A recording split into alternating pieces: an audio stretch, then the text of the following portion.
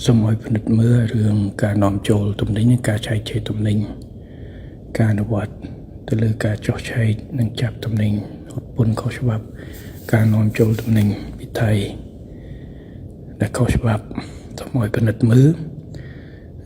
ពាក់ព័ន្ធជាមួយនឹងទី1ត្រូវអនុវត្តឲ្យអនុលោមតាមច្បាប់ទៅមានស្ថាប័នពាក់ព័ន្ធចូលរួមទៅមានគយមានស្អីឲ្យដឹងរឿងដើម្បីបញ្ជាក់បាទពួកទំនិញដែលមកខុសច្បាប់ទំនិញដែលមកមានច្បាប់អានឹងទៅចែកឲ្យច្បាស់មិនថាមកពីប្រទេសណាទេហើយទំនិញខុសច្បាប់គឺវាខុសហើយមិនថាមកពីវៀតណាមមកពីអីដែលអត់បង់ពន្ធអានឹងវាគិតពន្ធ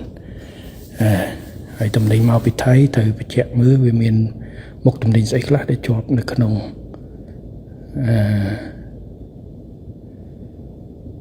ហាមឃាត់ហើយចូលតាមច្រកហាមឃាត់ទោះបីជាមានការលំបាកក្នុងការបញ្ជាក់ពេលខ្លះច្រកហ្នឹងក៏ដោយប៉ុន្តែយើងអាច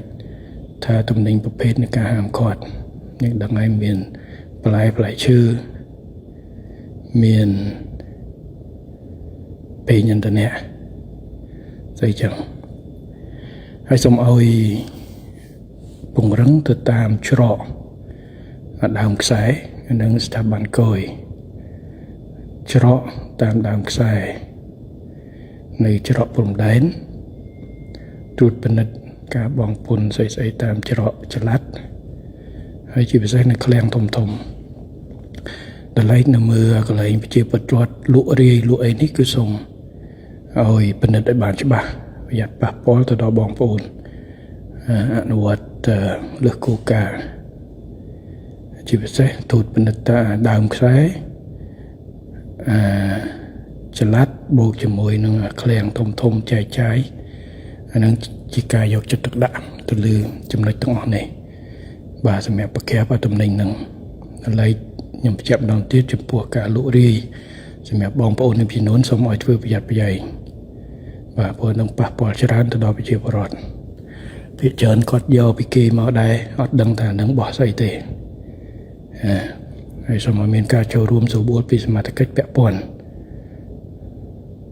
ចឹងសូមជូនទៅឲ្យឯកឧត្តមលោកជំទាវអបាលគណៈអបាលខេត្តរាជធានីហើយដំកែនយុឋានកយរដ្ឋក